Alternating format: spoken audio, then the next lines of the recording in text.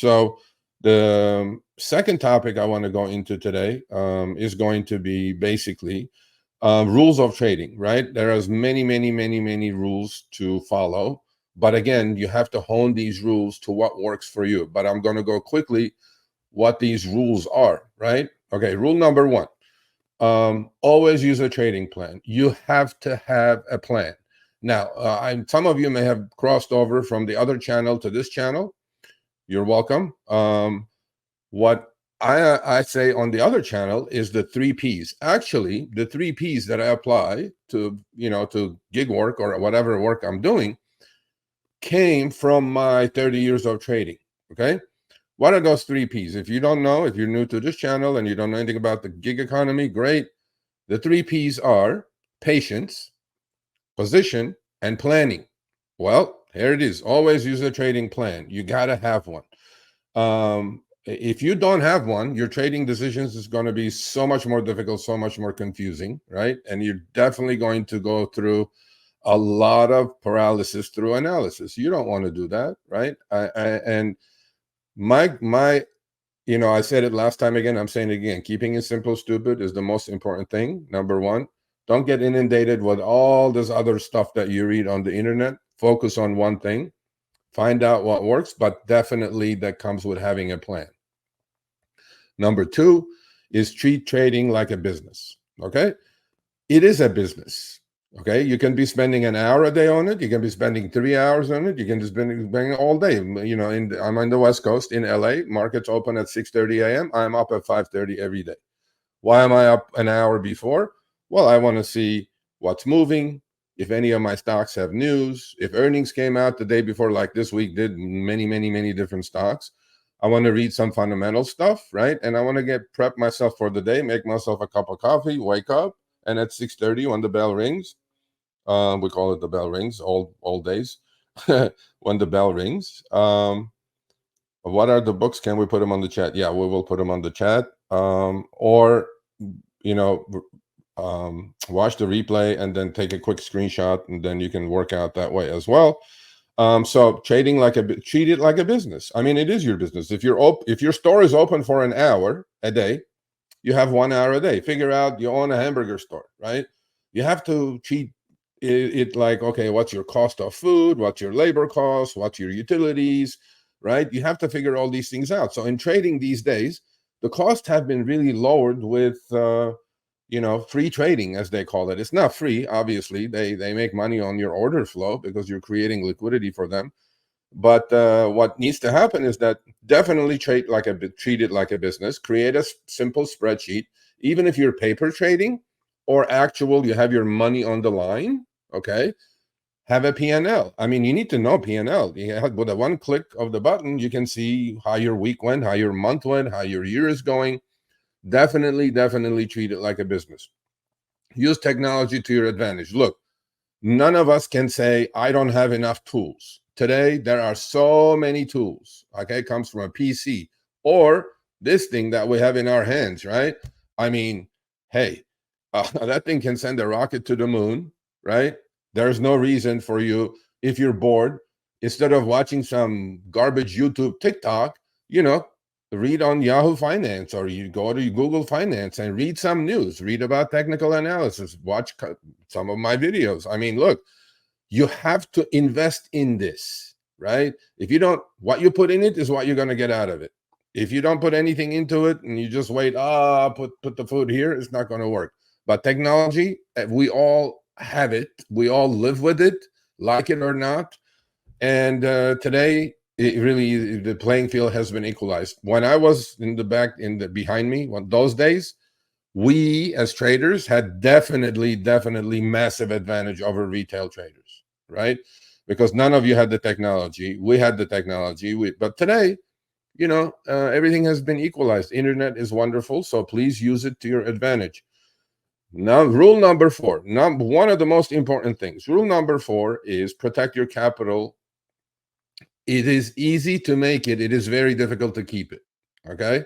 That's why I told you guys on the first episode, do not be stock jockeys.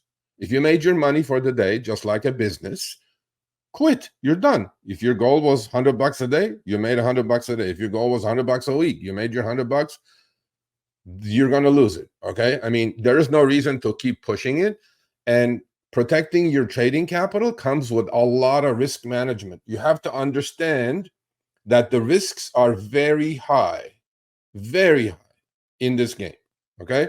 Like I said previously, 85 to 90% lose money. But think about this. If 85 to 90% is losing money, that 10% is making what 85 to 90% is losing. Is it easy to get into that 10%? No. Can I help you with it? I'm certainly going to try. Am I one of those 10%? Yes. So that's comes with risk management. Risk management meaning you have to have pain thresholds. I have seen more day traders. Okay. Look, I'm not smashing day traders. There are some successful ones. They like the adrenaline. They like the action, right? They like the Vegas, part of this, which is fine. But what happens is that I've seen so many day traders become bag holders because they don't have discipline. They don't have risk management. All they do is they buy something, they hope and pray that it's going to work out. If it doesn't work out, from day traders, they become long-term investors with one garbage stock in their portfolio. Don't do that. Risk management is key to protect your trading capital. Rule number 5, become a student of the markets. Absolutely. Again, rule number 3, use the technology you have in your hand in a cell phone to study the markets. How do I study the markets? Like I said, I'm a techno-fundamentalist, but I would say 70% technical analysis, 30% fundamental analysis. If you want to become either one, great. But I think the hybrid version works best for what you're trying to do. How do you become a student of markets? You read, you educate yourself. That's why you're here watching me. There's like 24 of you here. Great. So now, rule number 6, risk only what you can afford to lose. Lose being the key word. Most of you will lose. And again, I'm not sugarcoating it, right? I watched some this week just to understand where people's ideas are. I watched some YouTube videos. Every single thumbnail that I saw was, oh, look, I made this much. Oh, look, I made this much. Not one video. Very rarely. 1 out of 10 would be, oh, I got smashed today. Well, that's the reality. That's what we're going to do here. We're not going to sugarcoat things. We're going to go the way it is. This is also, for day traders, this is valid. For me, it's not so much because I position trade and I swing trade. I have more holding power, right? I mean, my capital is a lot more. But if you're trading with like a $500 or $1,000, if that's all you can, and if you lose all of that, and if that's not your rent money, great. But a lot of people make the mistakes, just like when they go to Vegas, they lose a lot more than they can afford to lose. So, and that also goes with risk management. If you don't have risk management, you most likely is going to lose more than you can afford because it's an emotional thing. You lose more, you'll chase more. You lose more, you'll chase more, and then at the end, you'll burn your account out, and you're gone. Develop rule number 7, develop a methodology based on facts. Yes, important, just like I said, over years, I have figured out what works for me, and you will figure that out as well for yourself. But, look, there's a lot of fluff out there, right? I'm going to shoot it straight. I'm going to come to you guys clean. Losses, wins, everything. And definitely, if you're going to consume some content, make sure it's from reputable sources. Okay. Facts are, a lot of people don't talk about facts these days, right? One fact I said right away, 80 to 90% lose money. That's a fact. You can research that. You can do whatever you want.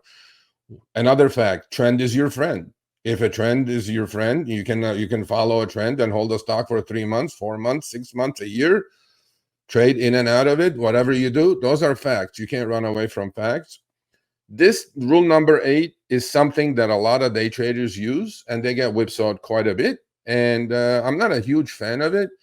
That's because I swing trade or position trade. I scale into positions. I scale out of positions. To me, that's like planting a field of corn. Okay, I plant a little bit. I plant a little bit more. I plant a little bit more.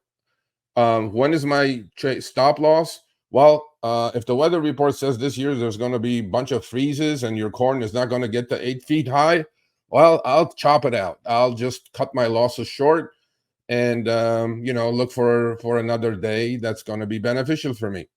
Always using stop losses. Yes and no. You can have mental losses, mental stop losses. But then what happens is that's when those day traders don't have actual physical stop losses and they turn into bag holders. I use very rarely stop losses because I'm not a day trader. On a day trade, you're wildly swinging. Like if you were day trading this week, you probably lost your butt, right? Especially if you're trading the indexes. So not a huge fan of stop losses. Rule number 9, one of the most important ones. Know when to stop trading. Just like I said, start of this segment. If your goal is to make a couple $100 a week, a month, that's it. You're done. Don't look back. Keep educating yourself. Keep informing yourself. Keep looking at charts. Keep doing all this. Add to your level of consistency and confidence, and then come back again. No need to chase. No need, look, one of my mentors, again, I'm going to quote them frequently. He said, markets open every day. Like cryptocurrency markets open 24 hours, 7 days a week. There's always something moving, right? But at some point, you need to take a stop. You need to, and especially if you blow your account out, do not come back after a week. That's like getting dumped by your boyfriend or girlfriend. And then the next person, the rebound person, is never going to have a chance. That's you right there. So don't, at some point, you need to stop. You need to reevaluate. Is this for you? Is this for you physically? Is this for you mentally? Is this for you spiritually? Are you set up to be a successful trader?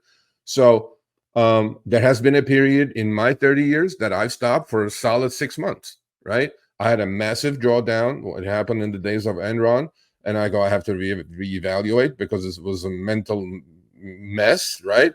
And then you come back stronger. So know when to stop. And rule number 10, I talked about this, keep it in perspective. Not everybody can be successful at this. Can you be successful at this? Absolutely. Will you be as successful as me? Probably, or probably better, right? But there is something called beginner's luck. It's true. It definitely is true. And I would highly recommend keep it all in perspective. If you're going to quit your 9 to 5 and do trading, you better be ready for it. You better be ready for the for the best roller coaster of your life.